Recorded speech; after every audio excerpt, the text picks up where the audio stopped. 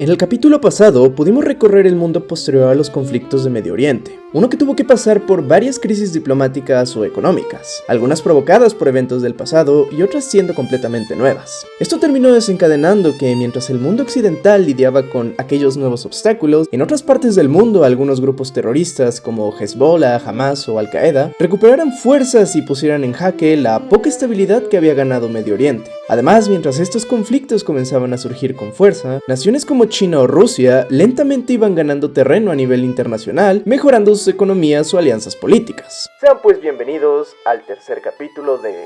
una review del siglo XXI.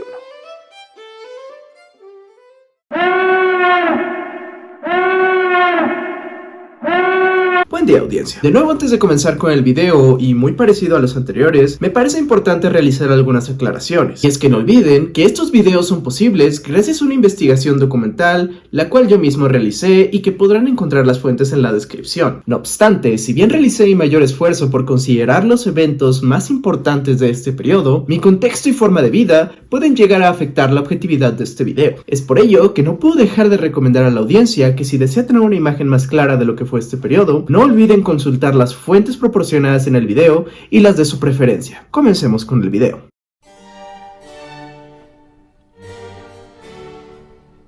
Como se ha mencionado desde el prólogo de esta serie, el Medio Oriente en específico ha sido una región terriblemente problemática a lo largo de su historia. Y es que esta región no solo alberga numerosos lugares significativos para diversas religiones como el Islam, cristianismo o judaísmo, sino que además cuenta con diversos recursos y posiciones estratégicas que han atraído la atención de diversos reinos y naciones. Esto sin duda provocaría que muchos territorios de esta región terminaran siendo colonizados por estos mismos o sufrieran violentas y represivas dictaduras impuestas como una forma de control por parte de otros países, tal y como ocurrió con Rusia al apoyar la dictadura de la familia Al-Assad en Siria. Lamentablemente, para inicios del siglo XXI, muchos de estos gobiernos y formas de control continuaban existiendo. No obstante, para el año 2010 ocurriría un evento que afectaría en gran medida al Medio Oriente y parte de África. Este evento fue conocido como el Arab Spring y consistió en una serie de revoluciones y golpes de estado a lo largo del territorio. En estos, la población buscaba deshacerse de aquellas formas de gobierno tradicionales y modernizar su estado. Este evento comenzó en diciembre de 2010, cuando un comerciante en la nación africana de Tunisia llamado Mohamed Bouazizi se prendió en fuego frente a una oficina de gobierno debido a que éste le había confiscado sus bienes y humillado públicamente. Esto desencadenó una serie de revueltas y manifestaciones a lo largo del territorio, que terminaron logrando que el día 14 de enero de 2011 el dictador Zine el Abidine Ben Ali dimitiera del cargo. Siguiendo este ejemplo, muchos países de África y Medio Oriente, al ver cómo las protestas habían tenido éxito contra un gobierno opresor, decidieron replicarlo en sus respectivas naciones. No obstante, debido a su complejidad y extensión geográfica, durante esta sección hablaremos únicamente de los dos levantamientos más representativos del Arab Spring a nivel internacional, los cuales ocurrieron en las naciones de Libia y Egipto. Asimismo, se dedicará una sección completa en este episodio a la Guerra Civil de Siria, la cual tuvo su origen por el Arab Spring, pero que a la fecha en que esté escrito este video no ha tenido una conclusión y su complejidad amerita una sección propia. Comenzando con los acontecimientos en Egipto, estos tuvieron su origen el 25 de enero de 2011. En esta fecha, la población inspirada por los eventos ocurridos en Tunisia decidieron comenzar a protestar contra la represión y brutalidad policial en su país a manos del presidente Hosni Mubarak, el cual había estado en el poder desde el año de 1981. Sin embargo, y a diferencia de otros dictadores en el Arab Spring, Mubarak rápidamente se dio cuenta de que la caída de su gobierno era inevitable, por lo cual el 11 de febrero de ese mismo año transfiere el poder a las fuerzas militares de Egipto, huyendo a la península del Sinaí, donde se escondería un tiempo hasta su juicio en agosto. No obstante, como diría George Washington en el musical de Hamilton, ganar es fácil, gobernar no tanto. Y es que una característica que compartirían muchos de los países que lograron su revolución durante el Arab Spring fue que batallarían en gran medida por conseguir estabilidad política en sus gobiernos. Y es que muchos de los grupos que en un inicio se unieron para poder lograr estas revoluciones no podrían ponerse de acuerdo sobre cómo gobernar una vez que los conflictos cesaran. Continuando con los acontecimientos de Egipto, una vez que se le entregó la soberanía del país a las Fuerzas Armadas, el comandante en jefe de las mismas expresó públicamente tres importantes promesas. La primera es que se vería por el desarrollo de elecciones democráticas. La segunda, que se respetarían los tratados internacionales ya existentes, al menos por el momento. Y finalmente, que se derrocaría la antigua constitución del país con la promesa de formar un congreso constituyente para redactar una nueva. No obstante, los ciudadanos de la nación egipcia temían que las fuerzas militares fueran simplemente otra cara del régimen de Mubarak. Por lo cual, durante los siguientes meses, ante la incertidumbre, una serie de protestas y enfrentamientos entre las fuerzas armadas y la población en general cada vez se incrementaban en intensidad y violencia, provocando que incluso la ONU dijera a las autoridades de Egipto que mediaran la situación. Finalmente, y tras un largo y sinuoso proceso por encontrar a un candidato, el 24 de julio y tras una segunda ronda de elecciones, ya que en la primera se había declarado un empate, el candidato Mohamed Morsi se hacía con la presidencia del país. Lamentablemente, al parecer el cargo le quedó bastante grande. Y es que tan solo un año después de haber tomado protesta, el 29 de julio de 2013, una gran cantidad de personas se reunirían a las afueras del Cairo para manifestarse en contra del régimen de Morsi, argumentando que, además de no haber realizado lo suficiente para cumplir con las demandas del pueblo, algunos de sus decretos eran vistos como represivos, provocando que Morsi depusiera del cargo y fuera encarcelado posteriormente. Estos manifestantes fueron encabezados por el líder de la oposición y antiguo miembro del gobierno de Mubarak, Abdel Fattah el-Sisi, quien después de las manifestaciones y con la deposición de Morsi subió al cargo presidencial donde se encuentra hoy en día, cumpliendo un segundo periodo de mandato. Y es con su presidencia que se marca el final del Arab Spring en Egipto con una relativa paz y estabilidad en el país. Pasando ahora a otra nación,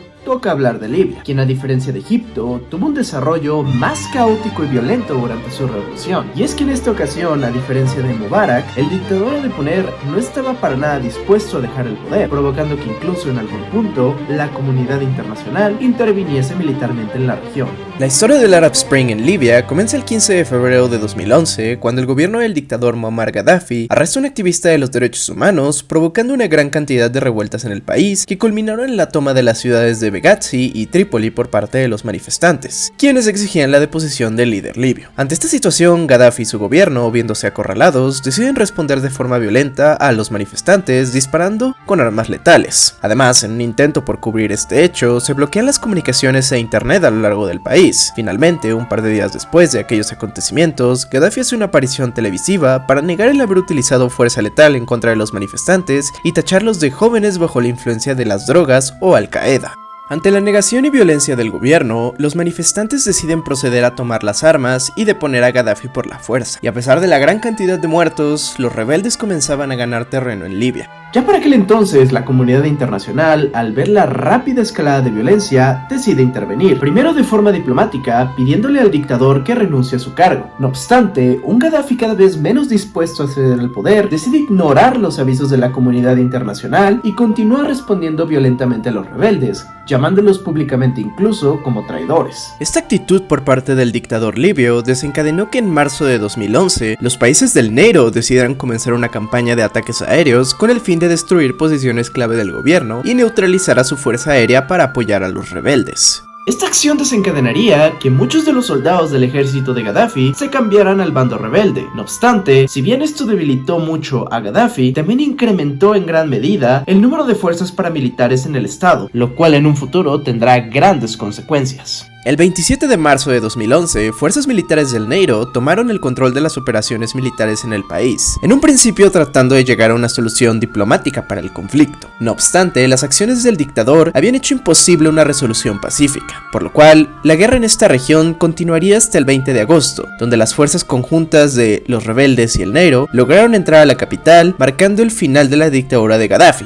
quien a pesar de lograr escapar, fue capturado y asesinado el 20 de octubre de ese mismo año. Lamentablemente, al igual que los demás países en donde ocurrió el Arab Spring, después de la guerra los problemas para esta nación apenas comenzaban, puesto que la reorganización del gobierno desencadenaría una sangrienta guerra civil. Pero, ¿qué fue lo que a diferencia de Egipto, por ejemplo, hizo que posterior a derrocar al dictador se gestara otro conflicto? Bien, para responder esta pregunta debemos recordar que algo que marcó a Libia desde un inicio fue la rápida escalada de violencia. Y es que las manifestaciones poco lograron en sí mismas para deponer a Gaddafi, por lo cual muchos grupos paramilitares fueron creados en respuesta a la represión del gobierno, y los cuales al final del día, con ayuda del Neiro, fueron los que ganaron la guerra. Lamentablemente, si bien estas milicias tenían el objetivo común de deponer al dictador, al parecer no compartieron una visión sobre cómo gobernar, por lo cual al final de la guerra serían estas milicias, en las cuales, recordemos, había ex soldados del gobierno libio, las que tomarían el control del país. Esto sin duda alguna causó un gran miedo en la población, y es que para los ojos de la misma, el nuevo gobierno de Libia no era más que una frágil dictadura militar en donde los diversos grupos paramilitares luchaban por el poder.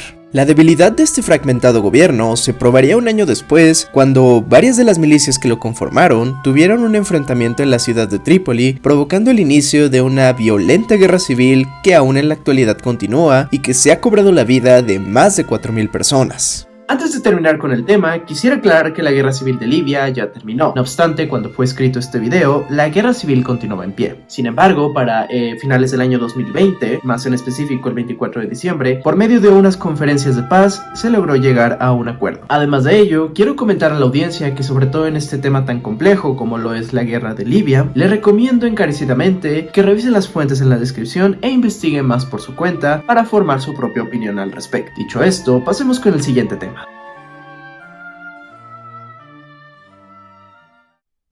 Tal y como se mencionó en el capítulo anterior, el Arab Spring tuvo repercusiones en diversas naciones de África y Medio Oriente, donde existían aún un sinfín de dictaduras militares. En la sección pasada hablamos de las guerras ocurridas en Libia y Egipto, las cuales con toda certeza fueron las más representativas durante este periodo, junto con la guerra de Siria. No obstante, debido a la gran complejidad de esta última, se decidió ocupar una sección entera para poder hablar de la misma. Esta historia, al igual que muchas otras del Arab Spring, comienza en el año 2011, cuando de nueva cuenta, un grupo de manifestantes en Siria se reúnen en varias ciudades del país para reclamar al gobierno del dictador Bashar al-Assad el secuestro y tortura de varios jóvenes responsables de realizar propaganda antigubernamental. Durante los siguientes días, las protestas continuarían aumentando en escala y violencia, hasta que el 24 de marzo, las fuerzas sirias en la ciudad de Dara comienzan a abrir fuego en contra de los manifestantes, provocando la muerte de docenas de personas. Acción que Assad negaría rotundamente días después, afirmando además que las protestas eran realmente conspiraciones internacionales para derrocar a su gobierno. Durante los meses siguientes, el gobierno sirio comenzó a enviar tanques y tropas militares para repeler a los manifestantes en ciudades como Banias y Homs. Es a partir de aquellos hechos que la presión internacional al gobierno de Assad comienza. Esto se manifestó de primera mano cuando el 9 de mayo de 2011, la Unión Europea impone un baneo de viaje y armamento a la nación oriental. Posteriormente, un mes después, líderes de la Unión Europea, Estados Unidos, Qatar, Arabia Saudita y Turquía comienzan a ejercer presión diplomática al gobierno de Assad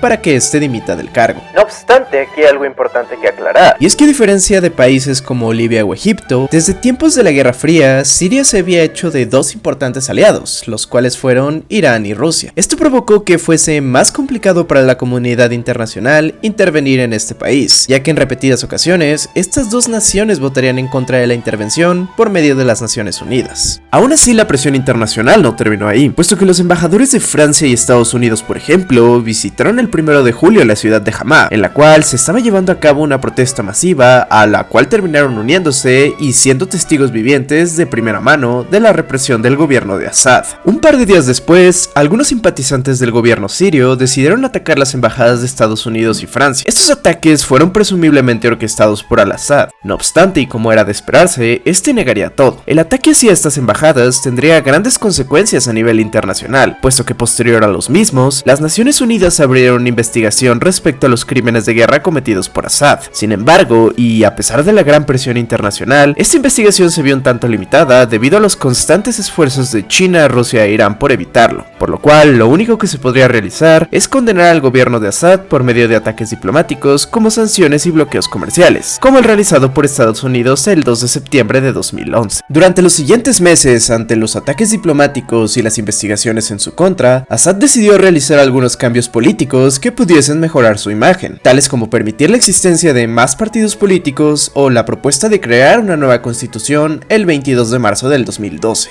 No obstante, si bien una intervención militar no era posible para aquel momento, las Naciones Unidas decidieron actuar de forma más diplomática, mandando diversas expediciones y misiones de vigilancia a territorio sirio con el fin de exponer a la comunidad internacional la realidad que se vivía en aquel país. Finalmente, el 24 de septiembre de 2012, la ONU decretó que la violencia en Siria era completamente insostenible, argumentando que, muy a diferencia de lo reportado por el gobierno, los enfrentamientos continuaban escalando en número y violencia. No obstante, durante este año ocurriría un evento que cambiaría la perspectiva de la guerra y del gobierno sirio. Puesto que en la ciudad de Ghouta, ocupada por los rebeldes, el gobierno sirio tomaría la decisión de atacar la ciudad lanzando un agente químico conocido como sarín, matando a una gran cantidad de inocentes en el proceso. Este hecho llegó al conocimiento de la comunidad internacional el 21 de agosto de 2013, gracias a un video publicado por la oposición siria. Esto desencadenó que un comité de las Naciones Unidas fuera encomendado a investigar las condiciones del ataque. Los resultados de dicha investigación concluyeron que sin lugar a dudas el gobierno sirio fue el responsable del ataque.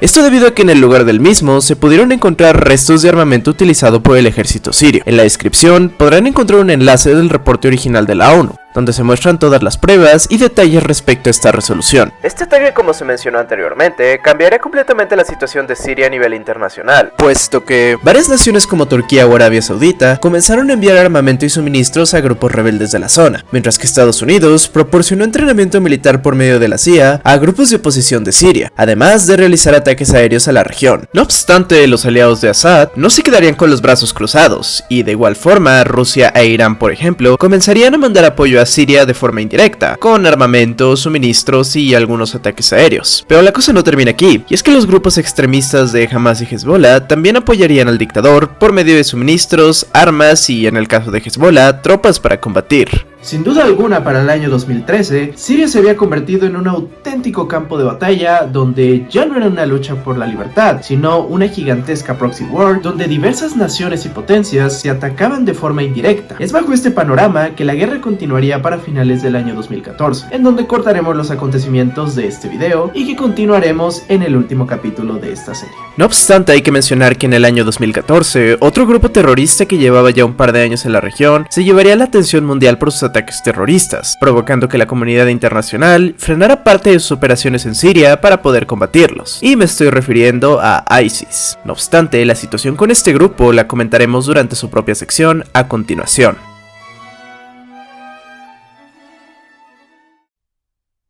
Como podemos recordar, después de la guerra de Afganistán, Osama Bin Laden había logrado escapar a la región de Pakistán, donde siguió comandando a su grupo y realizando diversas alianzas como la de Zarqawi en 2003. Sin embargo, y a pesar de la gran cantidad de conflictos en el mundo, Laden seguía siendo el hombre más buscado en el planeta, y las agencias internacionales día con día buscaban cualquier pista que les llevase a su paradero. No obstante, durante los años posteriores, su cacería seguía sin dar resultados, hasta que en el año 2010, una esperanzadora pista marcaría el principio del fin para el líder terrorista. Durante aquel año, por medio de un dron, la CIA ubicó a una persona presuntamente relacionada con Bin Laden en la frontera de Afganistán y Pakistán. Consecuentemente, por medio de más drones y sin el conocimiento del gobierno pakistaní, comenzaron a seguir los pasos de esta persona hasta que descubrieron que este individuo frecuentaba constantemente un complejo en donde se lograron identificar a varios miembros relacionados con Al Qaeda, y tras un par de meses de vigilancia, presuntamente un dron logra captar la imagen del mismo Bin Laden, aunque no pueden confirmarlo totalmente.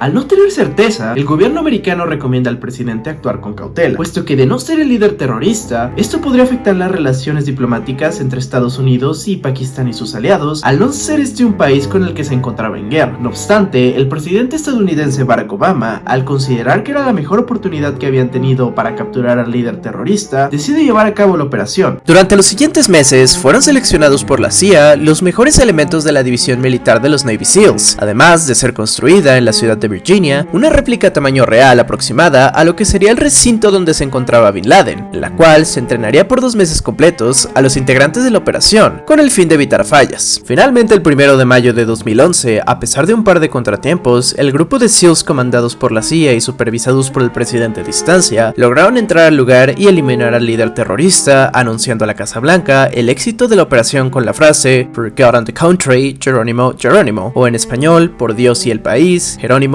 Jerónimo". Un par de horas después, el presidente anunciaba desde la Casa Blanca la baja del líder terrorista, cerrando aquel ciclo y dando algo de tranquilidad cuando menos a aquellos americanos que sufrieron de alguna forma aquel 11 de septiembre de 2001. Lamentablemente, la muerte de Bin Laden no sería ni de lejos el fin del terrorismo en el mundo. Y es que si bien era la cabeza de Al-Qaeda, recordemos que durante sus años activo, realizó diversas alianzas e inspiró a diversos grupos terroristas alrededor del mundo. Como podemos recordar, una de sus alianzas más significativas fue la que realizó con el líder al-Zarqawi en el año 2004, con la que además creó una división de Al-Qaeda en Irak, la cual, a pesar de la muerte de este líder en 2006, continuó operando en el país, aunque ahora de forma más discreta, debido a la presencia de tropas americanas que, recordemos, estuvieron en Irak hasta el año 2011. No obstante, tras la partida de Estados Unidos y la muerte de Bin Laden, el grupo comenzó a expandir su influencia, dirigidos ahora por el terrorista Abu Bakr al-Baghdadi, quien además de renombrar la organización a ISI o Estado Islámico en Irak, también cambió el objetivo de la misma, puesto que buscaba ahora crear un califato que viniera a reparar el daño que, según ellos, Occidente había traído a la región y que solo ellos podían solucionar. Es a partir de aquí cuando una guerra contra el terrorismo comienza. Y es que en el 2012, ya con la guerra de Siria iniciada, Baghdadi decide enviar a Jabhat al-Nusra, uno de sus hombres de confianza, a apoyar a los rebeldes en contra de Bashar al-Assad, aunque sus actos extremistas les hicieron ganar el rechazo de muchos rebeldes y desde luego de la comunidad internacional. Durante los siguientes años, ISIS comenzó a ganar mucho terreno en Siria e Irak, por lo cual en 2013, Baghdadi cambió el nombre de la organización a ISIS o Estado Islámico de Irak y Siria, como lo conocemos actualmente.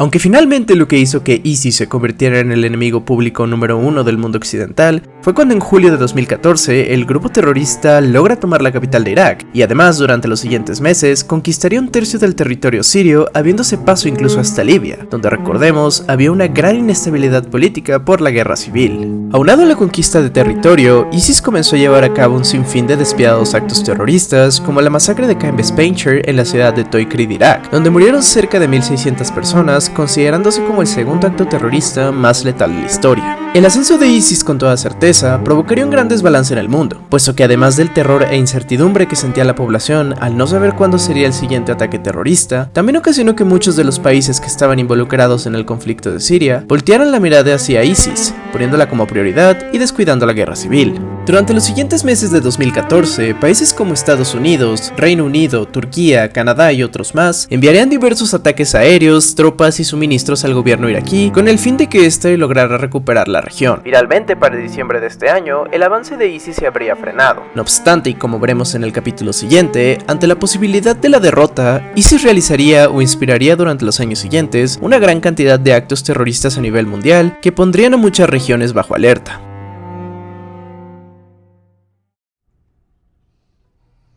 Para terminar con los acontecimientos relacionados con el Medio Oriente, toca darle continuidad al conflicto de Palestina e Israel, el cual en el capítulo pasado vimos su violenta escalada con acontecimientos como la operación Summer Rains o la masacre de Gaza. Lamentablemente para estas naciones, los conflictos no harían otra cosa más que incrementar, con los ya habituales intercambios de misiles entre ambas naciones. Dichos ataques desencadenarían el primer gran acontecimiento de este periodo, conocido como Pillar of Defense, una operación en la cual el gobierno israelí buscaba poner fin a las hostilidades entre ambas naciones, asesinando al líder de Hamas, Ahmed Jabari, por medio de una serie de ataques de misil a la Franja de Gaza el 14 de noviembre de 2012. Si bien Israel logró asesinar al líder palestino, esto de ninguna forma acabó con el conflicto, ya que Palestina ante tal acto decidió responder con una serie de misiles a territorio israelí. Afortunadamente, el 21 de noviembre, las hostilidades cesaron con un alto al fuego negociado por Estados Unidos y Egipto, siendo los intermediarios de Israel y Gaza respectivamente. Esto debido a que los mandatarios de estos últimos se rehusaron a reunirse en persona. Este evento fue particularmente destructivo.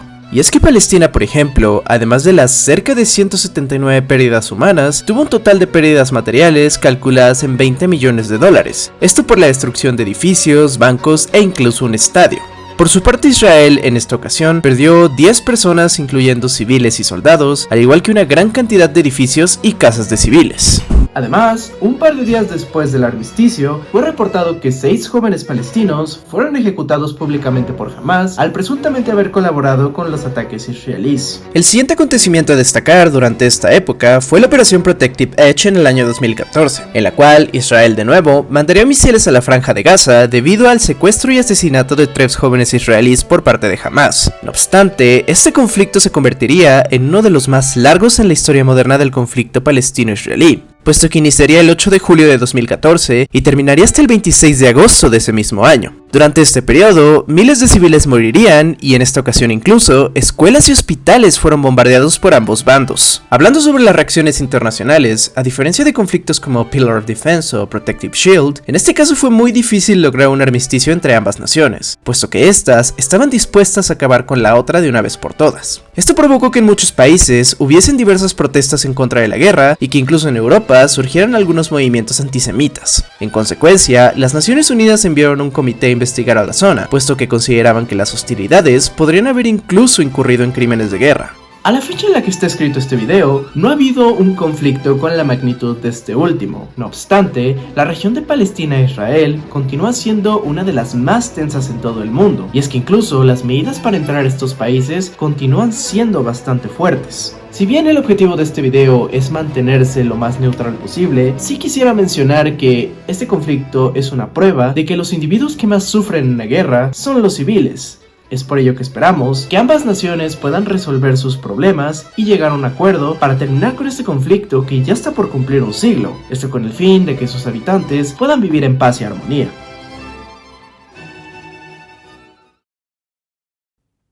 En el capítulo pasado en la sección de Norcorea, pudimos observar cómo esta, además de rehusarse a continuar con las negociaciones para el desarme nuclear de su nación, procedió a llevar a cabo 2 pruebas nucleares y un lanzamiento de satélite, acciones que pondrían en alerta a la comunidad internacional. Comenzando con este periodo, el año 2010 sería testigo de 2 preocupantes sucesos que escalarían las tensiones internacionales entre las Coreas y sus aliados. El primero de estos ocurriría el 26 de marzo, cuando una nave surcoreana conocida como ROX Cheonan fue hundida por un torpedo cerca de las costas norcoreanas, matando a los 46 marineros a bordo. En un inicio, ese acontecimiento fue un misterio, ya que no se tenían las suficientes pruebas para determinar cuál fue la causa de dicha tragedia. No obstante, tras una investigación llevada a cabo por expertos de Corea del Sur, Canadá, Suiza, Australia, Reino Unido y Estados Unidos, se llegó a la conclusión de que el navío fue hundido por un torpedo norcoreano. A pesar de ello, la nación de Norcorea y sus aliados China y Rusia negarían las acusaciones, argumentando que carecían de información. Un par de meses después, el 23 de noviembre, ocurriría otro acontecimiento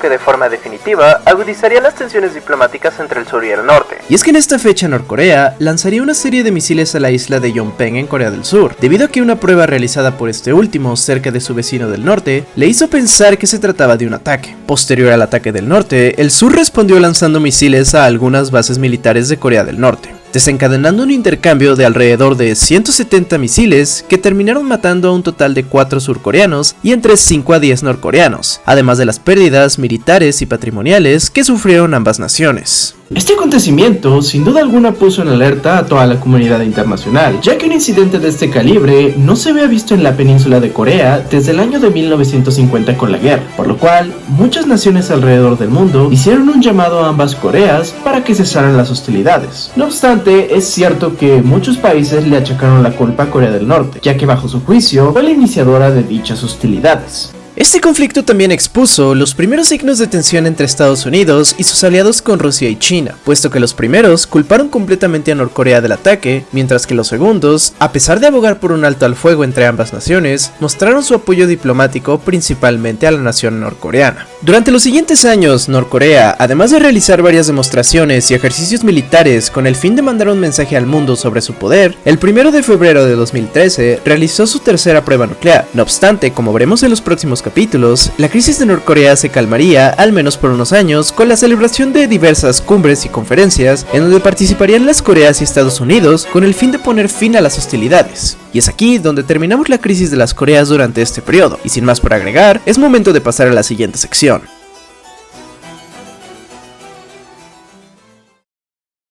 Como vimos en el capítulo pasado, durante el 2008 Estados Unidos había sufrido una de las crisis económicas más fuertes desde la Gran Depresión en 1929. No obstante, para el año posterior, esta nación se había logrado recuperar en gran medida. Sin embargo, esta crisis salpicaría de alguna forma a otra que se estaba gestando en la Unión Europea, conocida como la European Debt Crisis. Para comprender esta crisis debemos remontarnos al año de 1999, en el cual, como se vio en el prólogo, fue cuando se decidió establecer una moneda común en la Unión Europea, conocida como el euro. En su momento aquella decisión parecía bastante correcta, puesto que al ser una comunidad europea que compartía libre comercio y tránsito de personas, el eliminar también la barrera de la moneda parecía bastante lógico. No obstante, el tener una moneda común en la comunidad europea, si bien representaba practicidad en muchos aspectos, ya que con ella se evitaban las variaciones en el valor monetario al realizar transacciones comerciales, o el tener que preocuparse por el tipo de cambio al viajar por la Unión, eso también representaba una amenaza para países con economías fuertes como Reino Unido o Alemania, ya que al ser una comunidad debían ayudar a aquellos con una posición menos favorable económicamente, con el fin de no afectar la situación económica de la comunidad en general, y de hecho, esta fue la razón por la cual países como Reino Unido o Suiza decidieron desde el inicio no adoptar el euro como moneda. Durante los primeros años del euro, el proyecto resultó ser un éxito,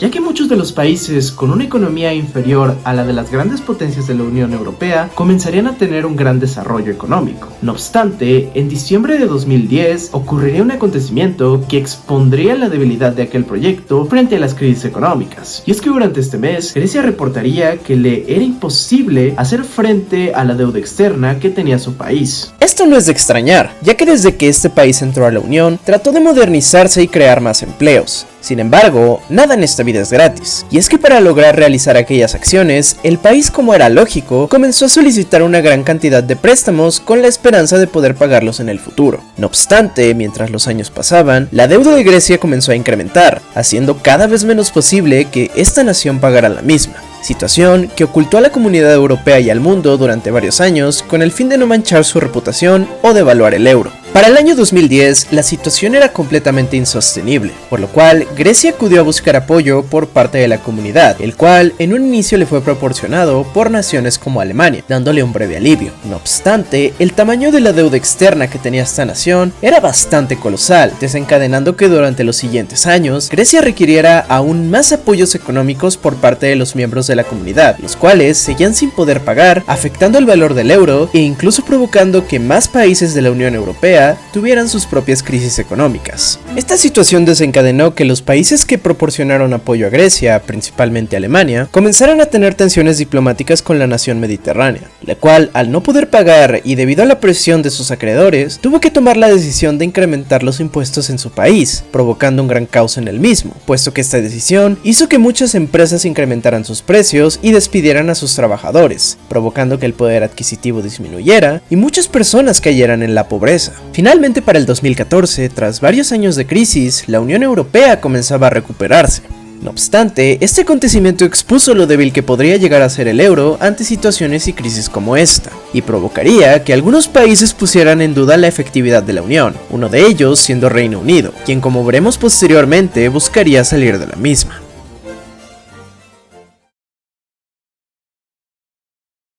Como pudimos observar, el periodo comprendido entre el año 2010 y 2014 fue uno bastante cargado de acontecimientos que afectaron en gran medida a la aldea global. No obstante, y al igual que en capítulos anteriores, en esta sección hablaremos de aquellos acontecimientos que, si bien no tuvieron un desarrollo tan extenso como los anteriores, sí tuvieron una gran relevancia a nivel histórico, ya sea en este periodo o en el futuro, y los cuales, en esta ocasión, son bastantes. El primer acontecimiento del que hablaremos es del proyecto conocido como la Ruta de la Seda, desarrollado por China en 2013, con el fin de ganar una posición dominante en la economía y política a nivel global. Y es que a principios de siglo, China comenzó a mostrar un gran cambio en su política y economía, a diferencia de su régimen durante la Guerra Fría. Y es que simplemente, durante los últimos años, esta nación ha puesto en marcha la construcción de una gran cantidad de ciudades modernas, apoyado a muchos ciudadanos a emprender negocios, o incluso subsidiando a grandes multinacionales como Huawei. Sin embargo, las intenciones de esta nación se verían de forma clara en el año 2013, cuando el presidente Xi Jinping anunció la creación de la nueva Ruta de la Seda, un proyecto que buscaba construir rutas marítimas y terrestres que conectarían a China comercialmente con países como Rusia o de la Unión Europea.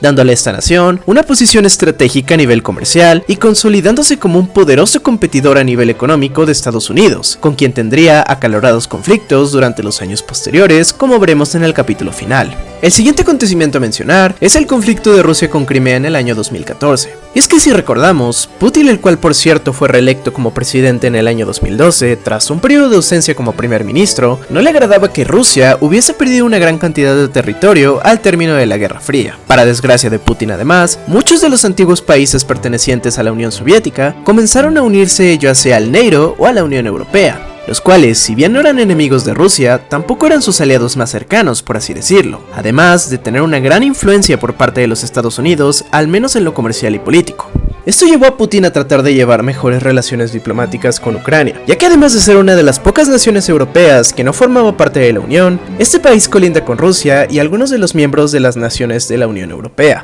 siendo un aliado estratégico que Rusia no iba a dejar caer en manos de las naciones occidentales. No obstante, este país para el año 2013 tenía una gran división ideológica en su población, puesto que la parte más cercana a Europa quería un gobierno más apegado a la comunidad, mientras que el otro lado, donde se encuentra Crimea, buscaba un gobierno con mayores conexiones a Rusia o inclusive una unificación a esta nación. Esta diferencia de ideologías llevaron a que la zona de Crimea buscase separarse de la nación ucraniana. Aprovechando esta situación, en el año 2014, Rusia envía tropas militares a esta región para ocuparla y reclamar su soberanía, lo cual provocaría que el gobierno ucraniano hiciera lo propio y se desatara un terrible y sangriento conflicto en la zona. Esta situación sin duda alguna puso a Rusia en la mira de la comunidad internacional y provocó que muchos gobiernos metieran presión diplomática a Rusia para desocupar la región, como lo hizo Estados Unidos al imponer fuertes sanciones económicas a Rusia por la anexión de Crimea al considerarlo como ilegal. No obstante, Rusia estaba más que decidida a ignorar las advertencias de la comunidad internacional y terminaría anexando esta región, como lo veremos en el capítulo siguiente.